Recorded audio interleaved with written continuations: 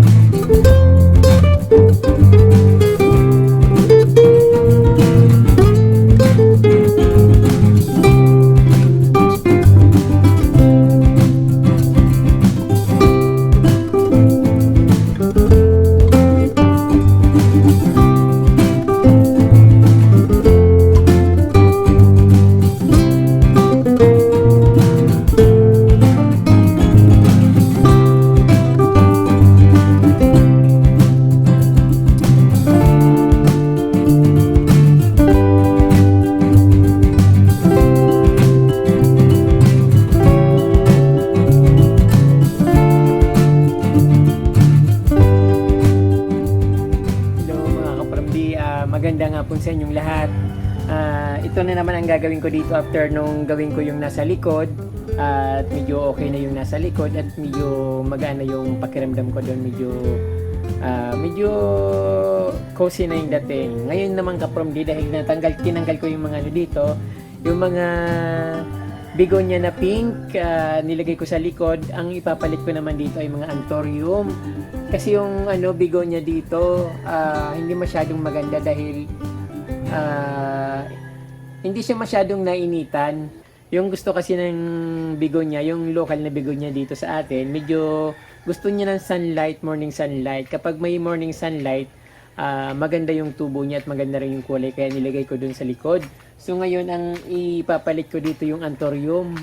Hindi naman siya namumulaklak ng marami, pero alam ko namumulaklak din yon. At yung kulay ng bulaklak nun ay kulay pink. Medyo maliliit lang yon.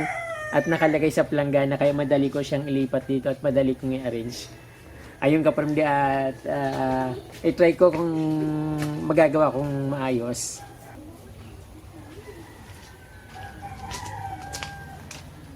Ayan, napakalas yung bigonia. Ay, ng anthurium ko na tinanim ko sa planggana. At dito dito naman siya ilalagay ko sa harap ng bahay.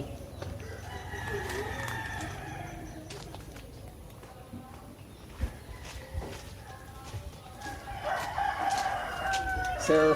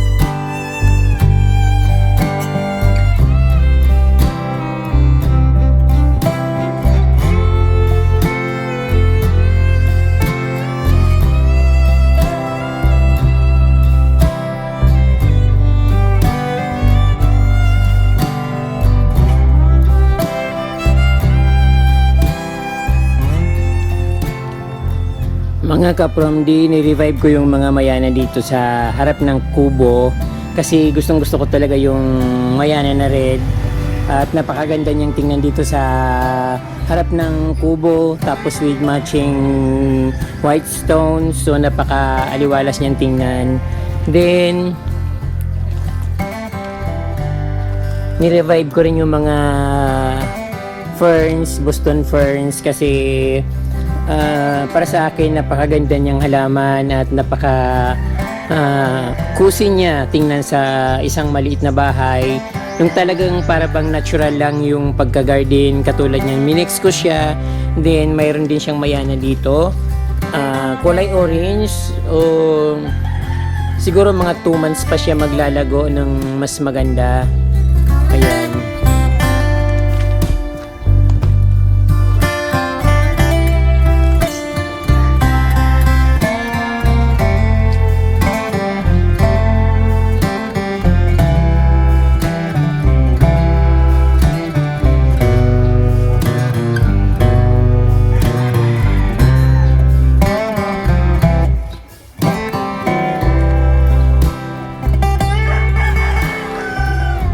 Dito naman, nilagyan ko rin ng mayana sa loob ng mga halaman na ito, sa mga pagitan niya kasi mga nasa paso lang naman itong mga halaman dito, kaya anytime pwede ko siyang alisin once na mag-blooming na yung mga mayana na nakalagay dyan.